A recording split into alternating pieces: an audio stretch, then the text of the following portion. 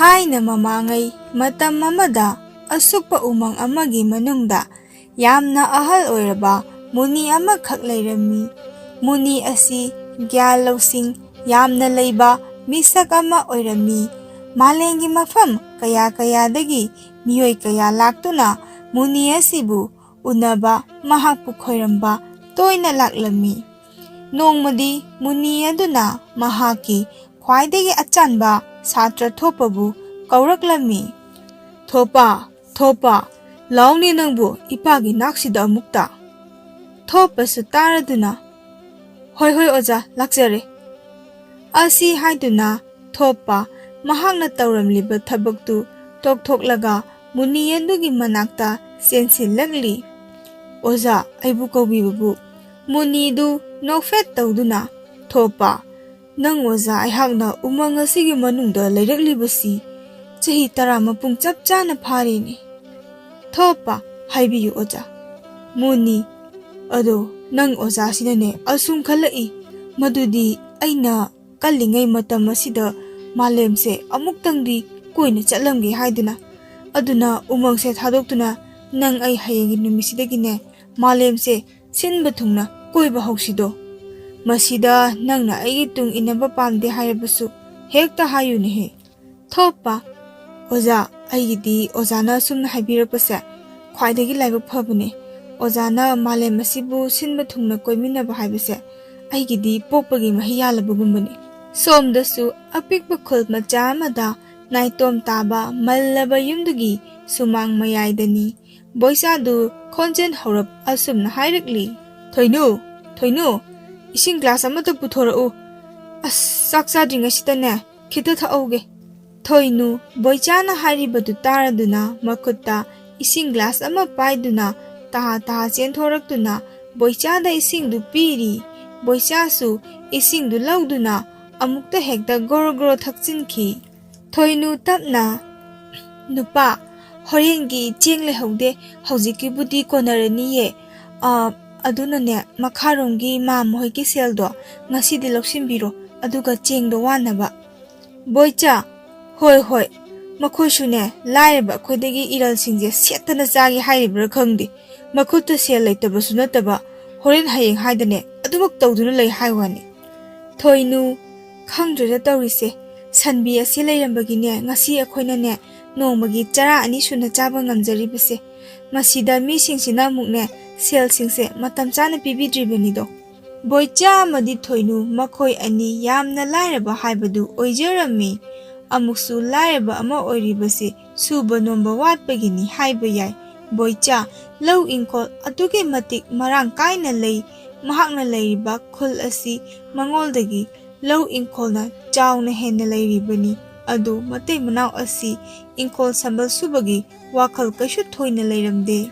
Asumna numit asimasu haujinkhre mathangi numitni hainakiba matung inna muni amadi thopa makhoi anidu malem sinba thungna koina chatpagi khongsattu chatpa hauraklami. Matamdi asum lepa leita pungdi phane yamna haujinkhre muni amadi thopa makhoi anidu asum lepa leita changlakpana masasingdu yamna waraklami amadi isingsu yamna lamlaklami adubu masada ising amata yauramde. Munidu chalambadagi leplaga thopada yengduna asumna hairakli. Hoi thopa mamsu yamna mamsillakle hakchangsisu leptana asum chalakpadagi yamna sontharakle he. Isingsu khawrangbana yadre aduna ngasigidi mafam chaba ama yengduna pothanaba tawsine he. Thopa masadu waba yaba warabanina mahaki ozagi wafamduda asumna khumlakli. Hoi oza aisu haigi khalambane adubu ozana swaise yum taba kaya ude aduna khara khajik chatuna yengkise. Munidu sor sangna hondoi. Hoi asi hainaduna makhoi anidu punna khara amuk chatlami. Asum khara chatlagi matung muni amadi thopa makhoi anidu mallaba yum machama naitom taribadu uraklami. Madu ubada thopa asumna munida hairakli. Oza yungse yekbada natai amadi chadri haibabu ngasigi ahingsi madi changjafam laurasira. Muni Hoi hoi thopa, chalo mang tharo. Asi hainaduna makhoidu yumdugi manungda asum changsilaklami. Asum changsilakpada ure yumdugi akoibada leiriba lau ingkhol adu aduki matik hainingai leitana chaurami. Adubu chaujai haibatani leiriba lamdu asangba napidana pumsang hek sangni. Makhoina changsilaklibadu atei kanagi yum nate boicha amadi thoinugi yumni. Thopa sumang mayaiduda leplaga asumna khonjen haurap hairekli. Ho kana leige yumsibu mi leibro. Manungdudagi boicha taraduna mapanda prap thorakli.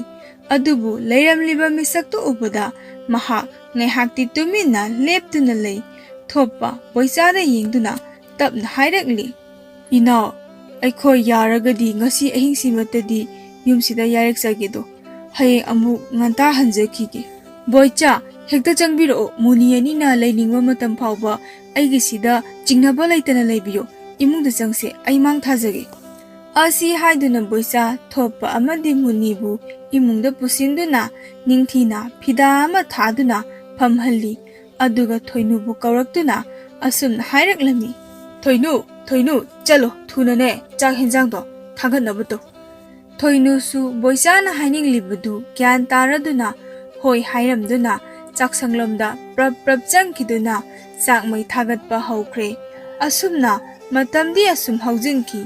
Thoinu chak enjangsingdu thongba thakpa loreduna muni amadi thopa makhoi anibu mabuk pena pijaraba matung ka amada makhoi anibu phamningthijana sembiduna ahingduma potha halami. Boicha thoinu amadi thopa makhoi ahumdi nungaina isisina tumthakre. Adubu muni adudi ahingdu tumthaba sugya yaramde. Masadu koilei leiduna wana ahingdu tumthanaba hotnei. Adubu mahakna khalliba wakhalduna masadu pothaba hek ngamhandabani. Imungsi yamna nungaina awatpa leitana leiba yaba imungni. Lemna hek leiriba lamsing ase makhoina manghalida asini muni asina khalliba. Asi khanduna matamdi asum haujinkhre. Nongalamdai pung 3 tarakpa aduwaidani munidu hiplambadagi phuk haugatli. Aduga thopagi manakta changsilaktuna thopabu haudoklami. Thopa tabrani nangbo.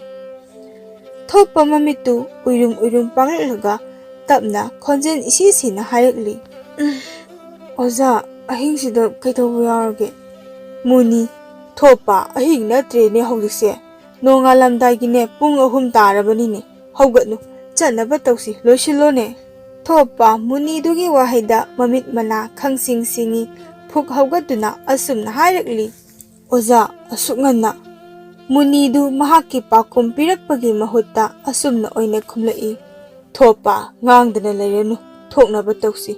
Akoina chatkibada yubu ani ase khanghanba yaba natteko. Aduga mahaki sanbi ama leiribase masisu pudunane lona chakadabani. Thopa ngakna munida yenglaktuna. Oza haibiribasibu karino. Sanbidu akoina lona puduna chakrabadi makhoidi karamna imung ase pugani. Sanbi asigi mapandagini makhoina ngasi hingba ngamjaribase. Sanbise leitrabadi makhoidi chara heloidra. Makhoidi kari karam tawraga hinghawgani. Muni thopa nangsidi othokna wayam ngangkhreda. Ngangdana leirenu ai thokleko. Asi haiduna munidu gam mahaki pochai singdu paiduna thoki. Thopa upai leite munidugi tung inakhi. Asumna muni amni thopa makhoi anidu lona boichagi amakhak leijaba sanbi adu puraktuna phana sangna lakle. Adubu thopa ngasi mahaki ozagi mataudu mahak masadu gyan taba ngamjade. Thopa chalambadu leplaga mahaki mang oiramna chaliba munidu kauri. Oza amukta ngaibikhoba. Munidu sab leptuna thopada yenglai. Thopa tapna. Ozagi ngasigi matau asibu ahyak gyan taba ngamjadrebu.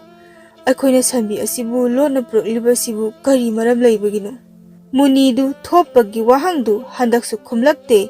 ꯃꯗꯨꯒꯤ ꯃꯍꯨꯠ ꯑꯣꯟꯅ ꯇꯩꯅꯕ ꯑꯣꯏꯅ ꯑꯁꯨꯝꯅ ꯍꯥꯏꯔꯛꯂꯤ꯫ ꯊꯣꯞꯄ ꯁꯟꯕꯤꯗꯣ ꯃꯐꯝꯁꯤꯗ ꯊꯥꯗꯣꯛꯂꯝꯃꯨ꯫ ꯊꯣꯞꯄ ꯃꯃꯤꯠ ꯃꯅꯥ ꯆꯐꯨꯃꯨꯛ ꯂꯥꯎꯊꯣꯛꯂꯒ ꯍꯥ ꯃꯨꯅꯤ ꯏꯍꯦ ꯊꯣꯞꯄ ꯅꯪꯁꯤꯗꯤ ꯑꯣꯟꯊꯣꯛꯅ ꯐꯔꯛ ꯐꯨꯈ꯭ꯔꯦꯗꯀꯣ꯫ ꯑꯩꯅ ꯍꯥꯏꯕꯗꯨꯗ ꯇꯧ ꯊꯥꯗꯣꯛꯂꯝꯃꯣ ꯑꯩ ꯆꯠꯄ ꯍꯧꯔꯦ꯫ ꯊꯣꯞꯄ ꯎꯄꯥꯏ ꯂꯩꯇꯦ ꯁꯟꯕꯤꯗꯨ ꯃꯐꯝꯗꯨꯗ ꯑꯗꯨꯃꯛ ꯊꯥꯗꯣꯛꯂꯝꯗꯨꯅ ꯃꯨꯅꯤꯗꯨꯒꯤ ꯇꯨꯡ ꯏꯟꯅꯈ꯭ꯔꯦ꯫ ꯁꯣꯝꯗꯁꯨ ꯕꯣꯏꯆꯥ ꯑꯁꯨꯝ ꯇꯨꯝꯂꯝꯕꯗꯒꯤ ꯃꯍꯥꯛ ꯃꯪꯂꯥꯟ ꯑꯃ ꯃꯪꯂꯛꯂꯝꯃꯤ꯫ ꯑꯆꯤꯛꯄ ꯂꯝꯍꯥꯡ ꯑꯃꯒꯤ ꯃꯌꯥꯏꯗꯅꯤ ꯕꯣꯏꯆꯥ ꯃꯁꯥꯗꯨ ꯇꯨꯃꯤꯟꯅ ꯂꯦꯞꯂꯤ꯫ ꯃꯆꯤꯟꯗꯁꯨ ꯑꯀꯣꯏꯕꯗꯨ ꯌꯦꯡꯗꯨꯅ ꯑꯁꯨꯝꯅ ꯁꯣꯜꯂꯤ, ꯑꯩꯅ ꯂꯩꯔꯤꯁꯤꯕꯨ ꯀꯔꯥꯏꯗꯅꯣ? ꯇꯥꯟꯖꯥꯁꯤꯗ ꯑꯃꯨꯛꯁꯨ ꯃꯍꯥꯛꯀꯤ ꯃꯃꯥꯡꯗꯨꯗ ꯑꯉꯥꯟꯕ ꯃꯉꯥꯜ ꯑꯃ ꯈꯪꯍꯧꯗꯅ ꯉꯥꯜꯂꯛꯂꯝꯃꯤ꯫ ꯕꯣꯏꯆꯥ ꯑꯗꯨ ꯃꯃꯤꯠ ꯊꯛꯂꯝꯕꯗꯒꯤ ꯃꯈꯨꯠ ꯑꯗꯨ ꯍꯥꯏꯐꯦꯠ ꯈꯥꯜꯂꯤ꯫ ꯑꯃꯨꯛꯁꯨ ꯃꯩꯉꯥꯜ ꯑꯗꯨ ꯃꯔꯨꯝꯗꯨꯗ ꯃꯨꯅꯤꯗꯨ ꯐ꯭ꯔꯪ ꯆꯣꯡꯊꯣꯔꯛꯂꯤ꯫ ꯕꯣꯏꯆꯥ ꯃꯗꯨ ꯎꯕꯗ ꯃꯁꯥꯗꯨ ꯄꯨꯡꯉꯛ ꯍꯦꯛ ꯉꯛꯏ꯫ ꯃꯨꯅꯤꯗꯨ ꯕꯣꯏꯆꯥꯗ ꯅꯣꯛꯐꯦꯠ ꯇꯧꯅ ꯌꯦꯡꯂꯒ ꯑꯁꯨꯝꯅ ꯍꯥꯏꯔꯛꯂꯤ, ꯕꯣꯏꯆꯥ ꯑꯩ ꯑꯁꯦ ꯑꯆꯝꯕ ꯃꯨꯅꯤ ꯅꯠꯇꯦ꯫ ꯉꯁꯤ ꯑꯩꯅ ꯅꯪꯒꯤ ꯌꯨꯝꯗ ꯂꯥꯛꯄꯒꯤ ꯅꯪꯕꯨ ꯉꯁꯤ ꯍꯥꯏꯕ ꯅꯨꯃꯤꯠ ꯑꯁꯤꯗꯒꯤ ꯅꯍꯥꯛꯅ ꯈꯨꯜ ꯑꯁꯤꯒꯤ ꯈ꯭ꯋꯥꯏꯗꯒꯤ ꯁꯦꯟꯖꯥꯎ ꯄꯥꯏꯕ ꯑꯃ ꯑꯣꯏꯖꯔꯣ ꯍꯥꯏꯅ ꯕꯣꯔ ꯄꯤꯒꯦ ꯈꯜꯂꯤꯕꯅꯤ꯫ ꯉꯁꯤ ꯍꯥꯏꯕ ꯅꯨꯃꯤꯠ ꯑꯁꯤꯗꯒꯤ ꯅꯪꯅ ꯅꯤꯡꯕ ꯂꯣꯏꯅ ꯍꯦꯛ ꯊꯨꯡꯖꯔꯣꯀꯣ꯫ ꯑꯁꯤ ꯍꯥꯏꯔꯝꯗꯨꯅ ꯃꯨꯅꯤꯗꯨ ꯑꯃꯨꯛꯁꯨ ꯈꯪꯍꯧꯗꯅ ꯃꯐꯝꯗꯨꯗꯒꯤ ꯃꯥꯡꯈ꯭ꯔꯦ꯫ ꯕꯣꯏꯆꯥ ꯃꯁꯥꯗꯨ ꯀꯣꯏꯂꯩ ꯂꯩꯗꯨꯅ ꯑꯀꯣꯏꯕꯗꯨ ꯌꯦꯡꯉꯤ꯫ ꯊꯣꯏꯅꯨ ꯕꯣꯏꯆꯥꯒꯤ ꯃꯁꯥꯗꯨ ꯅꯣꯝꯂꯒ ꯅꯨꯄꯥ ꯅꯨꯄꯥ ꯇꯥꯕ꯭ꯔꯣ? ꯍꯧꯒꯠꯄꯤꯔꯣ꯫ ꯕꯣꯏꯆꯥ ꯃꯪꯂꯝꯕ ꯃꯪꯂꯥꯟ ꯄꯨꯝꯕ ꯃꯥꯡꯈ꯭ꯔꯦ꯫ ꯊꯣꯏꯅꯨꯒꯤ ꯇꯥꯔꯛꯂꯤꯕ ꯈꯣꯟꯖꯦꯜꯗꯨ ꯇꯞꯅ ꯃꯃꯤꯠꯇꯨ ꯎꯏꯔꯨꯝ ꯎꯏꯔꯨꯝ ꯄꯥꯡꯂꯛꯂꯦ꯫ ꯊꯣꯏꯅꯨ ꯑꯩꯗꯤ ꯑꯉꯛꯄ ꯃꯪꯂꯥꯟ ꯑꯃ ꯇꯧꯔꯦꯗꯅ꯫ ꯀꯥꯟꯅꯗꯦ ꯍꯧꯒꯠꯂꯨ꯫ ꯑꯗꯨꯒꯅꯦ ꯉꯔꯥꯡ ꯂꯥꯛꯄ ꯃꯨꯅꯤ ꯑꯅꯤꯗꯨꯒꯤ ꯃꯅꯥꯛ ꯆꯠꯇꯨꯅꯅꯦ ꯃꯈꯣꯏꯒꯤ ꯁꯦꯕꯥ ꯅꯤꯡꯊꯤꯅ ꯇꯧꯔꯨꯁꯤ꯫ ꯈꯔ ꯑꯍꯜ ꯑꯣꯏꯕ ꯃꯨꯅꯤ ꯑꯗꯣ ꯑꯆꯝꯕ ꯃꯨꯅꯤ ꯅꯠꯇꯦꯀꯣ, ꯂꯥꯛꯑꯣ꯫ ꯑꯁꯤ ꯍꯥꯏꯗꯨꯅ ꯃꯍꯥꯛꯅ ꯉꯥꯏꯍꯥꯛꯀꯤ ꯃꯃꯥꯡꯗ ꯃꯪꯈꯤꯕ ꯃꯪꯂꯥꯟꯗꯨ ꯊꯣꯏꯅꯨꯒꯤ ꯃꯐꯝꯗ ꯂꯤꯔꯛꯂꯝꯃꯤ꯫ ꯑꯁꯨꯝꯅ ꯃꯈꯣꯏ ꯑꯅꯤ ꯉꯥꯏꯍꯥꯛ ꯋꯥꯔꯤ ꯁꯥꯟꯅꯔꯕ ꯃꯇꯨꯡ ꯃꯨꯅꯤ ꯑꯃꯗꯤ ꯊꯣꯞꯄ ꯃꯈꯣꯏ ꯑꯅꯤꯅ ꯂꯩꯔꯤꯕ ꯀꯥꯗꯨꯗ ꯆꯪꯂꯛꯂꯝꯃꯤ꯫ ꯑꯗꯨꯕꯨ ꯃꯈꯣꯏ ꯑꯅꯤꯃꯛ ꯃꯁꯥꯗꯨ ꯄꯨꯡꯉꯛ ꯉꯛꯈ꯭ꯔꯦ꯫ ꯃꯨꯅꯤ ꯑꯃꯗꯤ ꯊꯣꯞꯄ ꯂꯩꯔꯝꯗꯕꯗꯨ ꯎꯕꯗ ꯕꯣꯏꯆꯥ ꯃꯆꯤꯜꯗ ꯇꯞꯅ ꯑꯁꯨꯝꯅ ꯁꯣꯜꯂꯤ, ꯀꯔꯥꯏꯗ ꯆꯠꯅꯈ꯭ꯔꯕꯖꯥꯠꯅꯣ?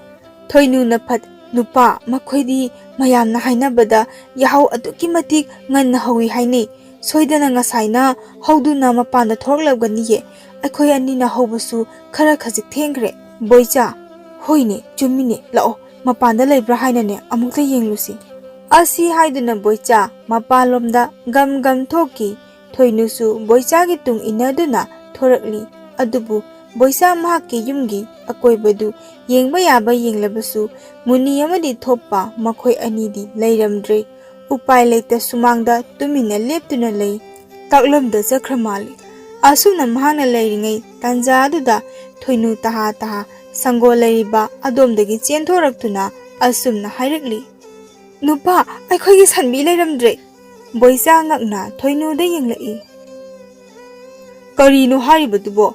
ꯑꯩꯕꯨ ꯉꯔꯥꯡꯗꯤ ꯆꯦꯠꯅ ꯄꯨꯜꯂꯝꯕꯅꯤꯗ꯫ ꯃꯍꯥꯛꯀꯤ ꯊꯧꯔꯤꯗꯨꯕꯣ ꯑꯃꯨꯛ ꯅꯥꯟꯊꯣꯛꯈ꯭ꯔꯕ ꯖꯥꯠꯂꯥ?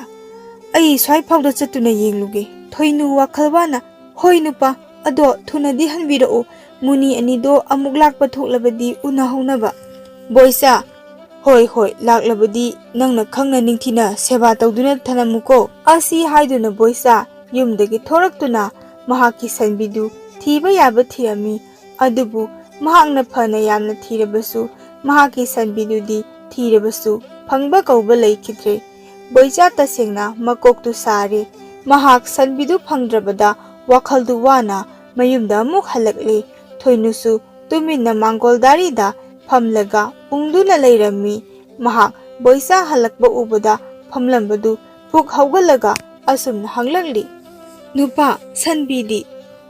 ꯕꯣꯏꯆꯥ ꯇꯞꯅ ꯐꯝꯇꯩ, ꯅꯨꯄꯤ ꯐꯪꯗ꯭ꯔꯦ꯫ ꯊꯣꯏꯅꯨ ꯏꯁ ꯑꯗꯨꯗꯤ ꯀꯝꯗꯧꯅꯤ ꯇꯧꯔꯤꯁꯤꯗꯤ? ꯕꯣꯏꯆꯥ ꯃꯍꯥꯛ ꯂꯩꯇ꯭ꯔꯕꯗꯤ ꯑꯩꯗꯤ ꯀꯔꯝꯅ ꯇꯧꯅꯤ? ꯏꯃꯨꯡ ꯑꯁꯦ ꯃꯍꯥꯛꯅ ꯄꯨꯔꯝꯕꯅꯤ꯫ ꯐꯔꯦ ꯃꯁꯤꯅ ꯃꯁꯤ ꯑꯣꯏꯈ꯭ꯔꯦ꯫ ꯃꯨꯅꯤ ꯑꯅꯤꯗꯨ ꯑꯃꯨꯛ ꯍꯜꯂꯛꯄ꯭ꯔꯣ?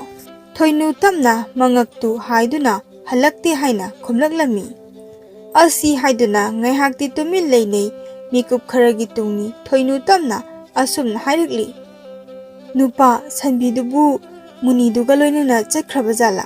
ꯕꯣꯏꯆꯥ Thoinu nangi wakhalo thadu adumna hekta munidugi mafamda hajinbadi pap langsinba oina thokani asumna nongma nini haujinkhre boichagi sanbidusu phangba kauba leikidre muni amadi thopa makhoi anidusu amuk hana lakhidre haujikti sanbidu mafam khangdana mangkhrabada boichagi hana warib adudagi mathakta saruk lising hengatuna warakle boicha tapna Thoinu chengdo amata leitrabro Thoinu nupa imungsida cheng maru ama phawba leiteda ising khuya ama phawba hek leisalaktre boicha tumin leiki Thoinu gi wahaida aduga wakhalda mawamol khanba hori asumna sum thabak amata tawda leirabadi nongma gi phibamse sum soksilakpa tare sanbi ado mangkhre haiduna kari amata tawda leirabadi yaroi adudi ai kari tawsige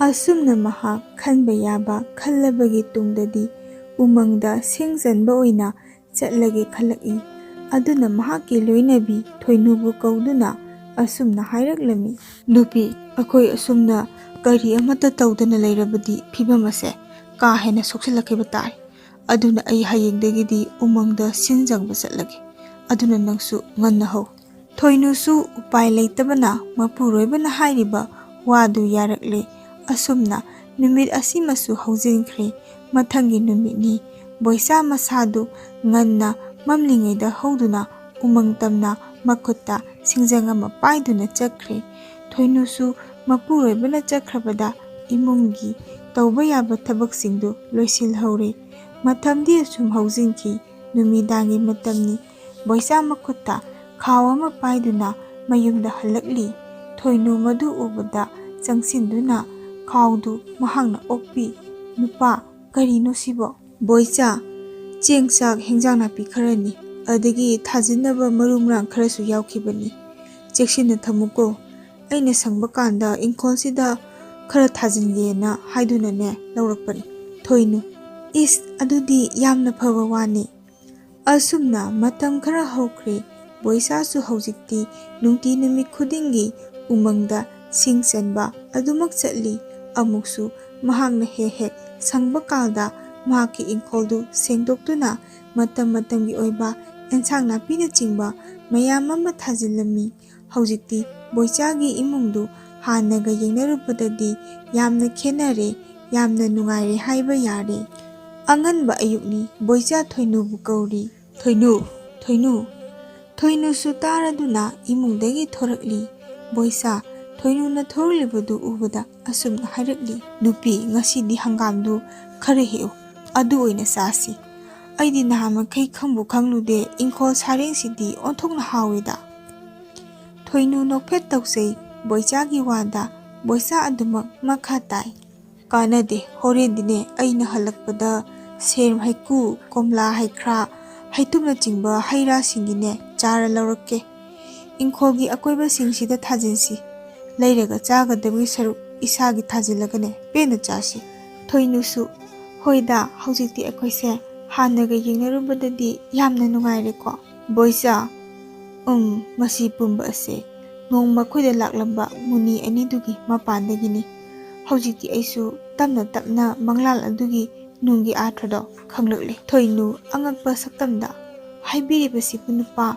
aidi gyan taba ngamjadre boicha soru sangna hondoktuna tapna hairakli nupi aikhogi mangkiba sanbi ado soiduna muni aniduna pukhiba oiramgani aikhogi punsi asibu asigumba nungayai phaba lambi amada changlaknaba haiduna sanbi ado muni aniduna pukhibani sanbi ado leirambadagi akhoina ahenba thabak suningkhidabani nomningkhidabani haibase hanmanba thokla sanbiduna yumsiyak thadokhiba numit adudagidi akhoi matam khradi yamna wakhidana chara phawba henkhibaduni adubu adumna asum maithiba amagum leiba yadabanina ai singjanba chakhi matamgi khongchat matungina tapna aikhoi ani phibam amu phagalakhi wata padaba miyanga manana hingba ngamlakhi masi pumba ase sanbi aduna hojik phawba leiramlabadi oithokloi Thoinu boichagi wadu yamna munna tarami mahak munna wakhal tawrabagi tungda tapna asumna hairakli nupa haiba waphamse ꯌꯥꯝꯅ ꯑꯆꯨꯝꯕ ꯑꯣꯏꯒꯅꯤ꯫ ꯑꯁꯨꯝꯅ ꯆꯍꯤ ꯈꯔ ꯍꯧꯖꯤꯟꯈ꯭ꯔꯦ꯫ ꯕꯣꯏꯆꯥ ꯑꯃꯗꯤ ꯊꯣꯏꯅꯨ ꯃꯈꯣꯏ ꯑꯅꯤꯁꯨ ꯌꯥꯝꯅ ꯅꯨꯡꯁꯤꯕ ꯃꯆꯥꯅꯨꯄꯥ ꯑꯃ ꯐꯪꯖꯈ꯭ꯔꯦ꯫ ꯑꯗꯨꯕꯨ ꯃꯨꯅꯤꯗꯨꯒꯤ ꯃꯁꯥꯗꯨ ꯑꯗꯨꯛꯀꯤ ꯃꯇꯤꯛ ꯁꯣꯟꯖꯤꯟꯈ꯭ꯔꯦ, ꯐꯃꯨꯡꯗ ꯃꯔꯣꯝꯗꯣꯝ ꯍꯧꯒꯠ ꯀꯥꯡꯈꯠꯄ ꯐꯥꯎꯕ ꯉꯝꯈꯤꯗ꯭ꯔꯦ꯫ ꯊꯣꯞꯄꯗꯤ ꯃꯍꯥꯛꯀꯤ ꯃꯇꯧꯗꯨ ꯎꯕꯗ ꯄꯨꯛꯅꯤꯡꯗꯨ ꯌꯥꯝꯅ ꯋꯥꯖꯔꯝꯃꯤ꯫ ꯑꯃꯨꯛꯁꯨ ꯃꯍꯥꯛꯀꯤ ꯋꯥꯈꯜꯗ ꯉꯁꯤ ꯐꯥꯎꯕ ꯃꯍꯥꯛꯀꯤ ꯑꯣꯖꯥꯗꯨꯅ ꯕꯣꯏꯆꯥꯒꯤ ꯁꯟꯕꯤꯗꯨꯕꯨ ꯄꯨꯊꯣꯔꯛꯂꯒ ꯂꯝꯍꯥꯡ ꯑꯃꯗ ꯊꯥꯗꯣꯛꯂꯝꯕ ꯑꯗꯨꯒꯤ ꯃꯔꯝꯗꯨ ꯃꯁꯥꯅ ꯃꯁꯥ ꯃꯇꯣꯝꯇ ꯍꯪꯖꯔꯤ꯫ ꯆꯍꯤ 10ꯒꯤ ꯃꯇꯨꯡꯅꯤ ꯃꯨꯅꯤꯗꯨꯁꯨ ꯃꯍꯥꯛꯀꯤ ꯃꯇꯝ ꯂꯣꯏꯔꯗꯨꯅ ꯄꯣꯊꯥꯈ꯭ꯔꯦ꯫ ꯅꯣꯡꯃ ꯅꯨꯃꯤꯠ ꯑꯃꯅꯤ ꯊꯣꯞꯄ ꯑꯆꯧꯕ ꯎꯖꯥꯎ ꯑꯃꯒꯤ ꯃꯈꯣꯡꯗ ꯐꯝꯗꯨꯅ ꯋꯥꯈꯜꯗ ꯑꯁꯨꯝꯅ ꯕꯣꯏꯆꯥꯒꯤ ꯃꯔꯝꯗ ꯈꯜꯂꯛꯏ꯫ ꯃꯈꯣꯏꯕꯨ ꯀꯔꯝꯅ ꯇꯧꯔꯝꯒꯅꯤ? ꯁꯟꯕꯤꯗꯨꯗꯤ ꯑꯃꯨꯛ ꯍꯟꯅ ꯃꯈꯣꯏꯅ ꯊꯤꯕ ꯐꯪꯕ ꯍꯥꯏꯕꯗꯨꯗꯤ ꯑꯣꯏꯔꯝꯂꯔꯣꯏ꯫ ꯑꯣꯖꯥꯒꯤ ꯄꯨꯟꯁꯤꯗ ꯈ꯭ꯋꯥꯏꯗꯒꯤ ꯑꯁꯣꯏꯕ ꯊꯕꯛ ꯑꯃ ꯍꯥꯏꯔꯒꯗꯤ ꯑꯁꯤ ꯑꯣꯏꯒꯗ꯭ꯔꯥ? ꯀꯔꯤꯒꯤꯗꯃꯛ ꯑꯣꯖꯥꯅ ꯁꯟꯕꯤ ꯑꯗꯨꯕꯨ ꯃꯔꯝ ꯂꯩꯇ ꯂꯣꯟꯅ ꯌꯨꯝꯗꯨꯗꯒꯤ ꯄꯨꯊꯣꯔꯛꯇꯨꯅ ꯑꯆꯤꯛꯄ ꯂꯝꯍꯥꯡ ꯑꯃꯗ ꯊꯥꯗꯣꯛꯂꯝꯂꯤꯕ? ꯑꯁꯨꯝꯅ ꯃꯍꯥꯛꯅ ꯐꯅ ꯈꯟꯕ ꯌꯥꯕ ꯈꯜꯂꯕꯁꯨ ꯄꯥꯎꯈꯨꯝꯗꯤ ꯐꯪꯕ ꯀꯧꯕ ꯂꯩꯔꯝꯗꯦ꯫ ꯃꯍꯥꯛ ꯍꯟꯖꯤꯟ ꯍꯟꯖꯤꯟ ꯂꯨꯔꯕ ꯕꯣꯏꯆꯥꯒꯤꯗꯃꯛ ꯋꯥꯈꯜꯗꯨ ꯑꯗꯨꯛꯀꯤ ꯃꯇꯤꯛ ꯋꯥꯔꯛꯂꯦ꯫ ꯑꯩꯕꯨ ꯑꯃꯨꯛꯇ ꯆꯠꯇꯨꯅ ꯌꯦꯡꯕꯤꯔꯨꯕꯅ ꯐꯒꯗ꯭ꯔꯥ? ꯑꯩꯕꯨ ꯎꯔꯒ ꯃꯈꯣꯏꯅ ꯑꯃꯨꯛ ꯀꯔꯤ ꯇꯧꯔꯛꯄ? ꯑꯃꯕꯨ ꯑꯣꯏꯔꯦ ꯑꯩ ꯑꯃꯨꯛꯇꯪꯗꯤ ꯆꯠꯇꯨꯅ ꯌꯦꯡꯂꯨꯔꯒꯦ꯫ ꯑꯁꯤ ꯈꯟꯗꯨꯅ ꯃꯍꯥꯛ ꯊꯤꯟꯊꯕ ꯇꯧꯗ ꯕꯣꯏꯆꯥꯒꯤ ꯌꯨꯝ ꯇꯝꯅ ꯂꯥꯛꯂꯦ꯫ ꯑꯗꯨꯕꯨ ꯕꯣꯏꯆꯥꯒꯤ ꯌꯨꯝꯗꯨ ꯌꯧꯔꯛꯄꯗ ꯍꯥꯟꯅꯒ ꯃꯥꯟꯅꯗꯕ ꯑꯉꯛꯄ ꯈꯝ ꯊꯦꯡꯕ ꯑꯣꯏꯔꯝꯂꯦ꯫ ꯐꯤꯚꯝꯗꯨ ꯎꯕꯗ ꯕꯣꯏꯆꯥꯒꯤ ꯌꯨꯝꯗꯨ ꯍꯥꯟꯅꯒꯨꯝꯅ ꯇꯧꯔꯝꯗ꯭ꯔꯦ꯫ ꯃꯍꯥꯛꯀꯤ ꯌꯨꯝꯐꯝꯗꯨ ꯑꯗꯨꯃꯛꯇꯗ ꯐꯖꯔꯕ ꯗꯣꯂꯥꯟ ꯃꯊꯣꯟ ꯑꯣꯏꯕ ꯀꯣꯅꯨꯡꯒꯨꯝꯅ ꯌꯨꯝ ꯑꯃ ꯑꯣꯏꯅ ꯂꯩꯔꯝꯃꯤ꯫ ꯑꯃꯨꯛꯁꯨ ꯌꯨꯝꯗꯨꯒꯤ ꯑꯀꯣꯏꯕꯗꯨꯗ ꯃꯈꯜ ꯁꯨꯅ ꯃꯇꯝꯒꯤ ꯃꯅꯥ ꯃꯁꯤꯡ ꯎꯍꯩ ꯋꯥꯍꯩꯇꯅ ꯄꯤꯛ ꯊꯟꯅ ꯍꯧꯕ ꯎꯔꯤ꯫ ꯆꯥꯎꯔꯕ ꯏꯪꯈꯣꯜ ꯑꯗꯨꯒꯤ ꯑꯀꯣꯏꯕꯗꯁꯨ ꯀꯅꯥꯁꯨ ꯆꯪꯕ ꯉꯝꯗꯅꯕ ꯃꯈꯣꯡꯗ ꯆꯦꯛꯄꯜꯅ ꯋꯥꯡꯅ ꯈꯥꯔꯤ꯫ ꯃꯗꯨ ꯎꯕꯗ ꯊꯣꯞꯄ ꯋꯥꯈꯜꯗ ꯑꯁꯨꯝꯅ ꯈꯜꯂꯛꯂꯤ꯫ ꯏꯁ! ꯑꯩꯅ ꯂꯥꯛꯂꯤꯕꯁꯤꯕꯨ ꯑꯣꯟꯅꯔꯕ ꯖꯥꯠꯂꯥ? ꯅꯠꯇ꯭ꯔꯒ ꯃꯈꯣꯏꯕꯨ ꯁꯟꯕꯤꯗꯨ ꯃꯥꯡꯈꯤꯕꯒꯤ ꯑꯗꯨꯅ ꯌꯨꯝ ꯏꯪꯈꯣꯜꯁꯦ ꯑꯁꯤꯕꯨ ꯌꯣꯟꯊꯣꯛꯂꯝꯂꯒ ꯑꯇꯣꯞꯄ ꯃꯐꯝ ꯑꯃꯗ ꯆꯠꯈ꯭ꯔꯕ ꯖꯥꯠꯂꯥ? ꯑꯩꯗꯤ ꯍꯧꯖꯤꯛꯇꯤ ꯃꯈꯣꯏꯗꯤ ꯀꯔꯥꯏꯗ ꯊꯤꯔꯨꯒꯅꯤ?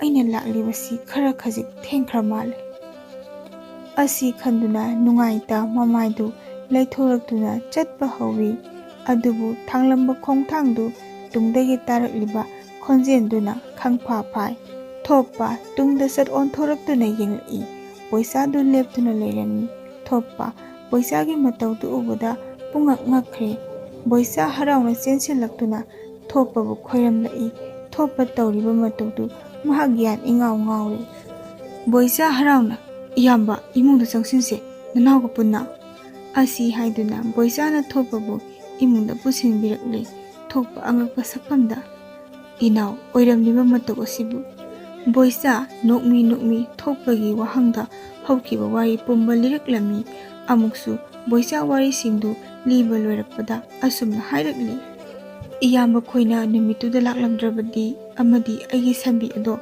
ꯄꯨꯗꯨꯅ ꯂꯣꯟꯅ ꯆꯠꯈꯤꯕ ꯊꯣꯛꯂꯕꯗꯤ ꯉꯁꯤ ꯅꯅꯥꯎ ꯑꯩꯍꯥꯛꯀꯤ ꯄꯨꯟꯁꯤ ꯑꯁꯤꯒꯨꯝꯅ ꯐꯤꯚꯝ ꯑꯃꯗ ꯑꯣꯏꯔꯛꯂꯝꯗꯕꯁꯨ ꯌꯥꯏ꯫ ꯍꯥꯟꯅꯒꯤ ꯍꯥꯟꯅ ꯍꯥꯃꯨ ꯑꯗꯨꯃꯛ ꯂꯩꯔꯝꯕ ꯌꯥꯏ"꯫ ꯊꯣꯞꯄ ꯍꯧꯖꯤꯛꯇꯗ ꯒ꯭ꯌꯥꯟ ꯂꯥꯛꯂꯦ꯫ ꯃꯍꯥꯛꯀꯤ ꯑꯣꯖꯥ ꯑꯣꯏꯔꯝꯕ ꯃꯨꯅꯤꯗꯨꯅ ꯀꯔꯤꯒꯤꯗꯃꯛ ꯃꯍꯥꯛꯅ ꯕꯣꯏꯆꯥꯒꯤ ꯁꯟꯕꯤꯗꯨꯕꯨ ꯂꯣꯟꯅ ꯄꯨꯊꯣꯛꯈꯤꯕꯅꯣ? ꯃꯍꯥꯛ ꯍꯧꯖꯤꯛꯇꯗ ꯃꯊꯃꯣꯏꯗ ꯃꯍꯥꯛꯀꯤ ꯑꯣꯖꯥꯒꯤ ꯋꯥꯈꯜꯗꯨꯕꯨ ꯌꯥꯝꯅ ꯍꯟꯖꯤꯟ ꯊꯥꯒꯠꯆꯔꯤ꯫ ꯑꯃꯨꯛꯁꯨ ꯃꯁꯥꯅ ꯃꯁꯥ ꯃꯇꯣꯝꯗ ꯆꯩꯖꯔꯤ꯫ ꯀꯔꯤꯒꯤ ꯑꯗꯨꯛ ꯋꯥꯈꯜ ꯊꯦꯟꯕ ꯃꯤꯁꯛ ꯑꯃ ꯑꯣꯏꯔꯤꯕꯅꯣ ꯍꯥꯏꯅ꯫ ꯕꯣꯏꯆꯥꯗꯤ ꯊꯣꯞꯄꯒꯤ ꯃꯇꯧꯗꯨꯗ ꯈꯪꯖꯕ ꯅꯠꯇꯕꯅꯤꯅ ꯑꯁꯨꯝꯅ ꯍꯥꯏꯔꯛꯂꯤ꯫ "ꯏꯌꯥꯝꯕꯅ ꯌꯥꯔꯒꯗꯤ ꯏꯌꯥꯝꯕ ꯑꯃꯨꯛ ꯍꯟꯕꯤꯈ꯭ꯔꯅꯨ, ꯅꯅꯥꯎꯒ ꯄꯨꯟꯅ ꯂꯩꯃꯤꯟꯅꯔꯁꯤꯗꯣ"꯫ ꯑꯁꯨꯝꯅ ꯕꯣꯏꯆꯥ ꯊꯣꯞꯄꯒ ꯄꯨꯟꯅ ꯂꯩꯃꯤꯟꯅꯗꯨꯅ ꯅꯨꯡꯉꯥꯏꯅ ꯋꯥꯠꯇ ꯄꯥꯗ ꯍꯤꯡꯕ ꯍꯥꯏꯕꯗꯨ ꯑꯣꯏꯈꯤ꯫